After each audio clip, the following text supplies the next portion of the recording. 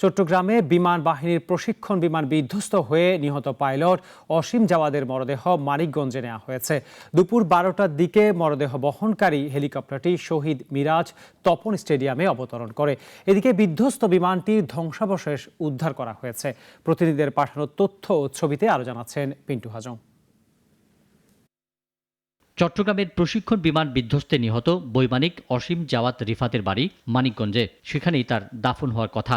দুপুরে বিমান বাহিনীর হেলিকপ্টারে তার মরদেহ মানিকগঞ্জে পৌঁছালে কান্নায় ভেঙে পড়েন মা নীলুফা খানম সহ স্বজনরা। গার্ড অব অনার দেওয়ার পর শহীদ মিরাজ তপন স্টেডিয়ামেই তার জানাজা অনুষ্ঠিত হয়। এরপর জেলা শহরের সেউতা কবরস্থানে চিরনিদ্রায় শায়িত হবেন এই বৈমানিক। এদিকে কর্ণফুলী নদীতে বিধ্বস্ত বিমানের একটি অংশ উদ্ধার করেছে বাংলাদেশ নৌবাহিনী। বৃহস্পতিবার রাত 9:30টার দিকে কর্ণফুলী থানার জুলধা মাতব্বর ঘাট সংলগ্ন HM স্টিল কারখানার পাশে কর্ণফুলী নদী থেকে বিমানের অংশটি উদ্ধার করা হয়। তবে এখনও উদ্ধার কাজ শেষ হয়নি। পিন্টু হাজং, নাগরিক। ওয়ালটন এয়ার কন্ডিশনার এক্সচেঞ্জ অফারে স্প্লিট এসিতে 23,000 টাকা পর্যন্ত নিশ্চিত ছাড়।